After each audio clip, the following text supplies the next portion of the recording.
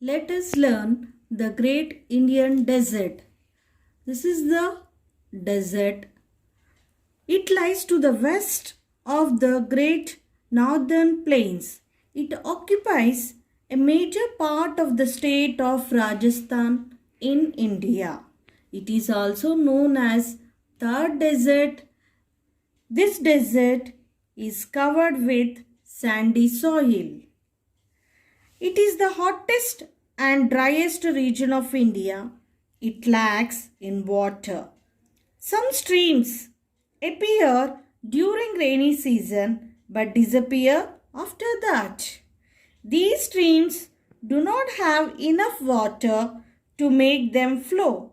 So therefore, they dry up and disappear into the land. It is also famous for inland drainage. Luni is the only large river of this desert.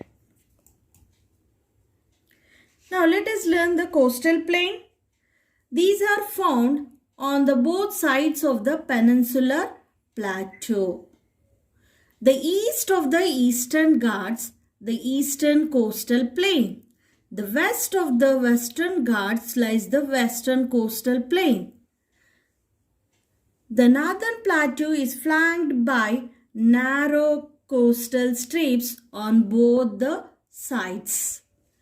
Here the Arabian Sea and lies towards to the west of it, western coastal plain, and to the Bay of Bengal lies to the east of the eastern coastal plain. Eastern coastal plain and western coastal plain. Eastern coastal plain, it stretches from the Sundarban Delta to the Kanyakumari. Its width varies from 32 kilometers to 200 kilometers. It is wider as compared to the western coastal plains. It is divided into two parts, Northern Circus and the Coromandel coast. The western coastal plain, it stretches from Rann of Kutch to the Kanyakumari.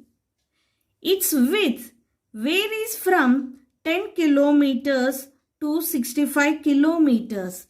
It is a narrow strip. It is divided into three parts, Kaithwa coast, Konkan coast, Malabar coast. The eastern and the western Ghats.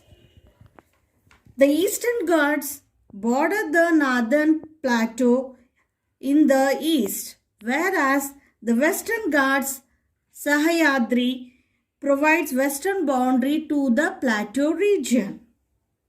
So these Ghats are found both the sides of the coastal plains. In the eastern Ghats are lower compared to the western Ghats. They rise gently from the east coast.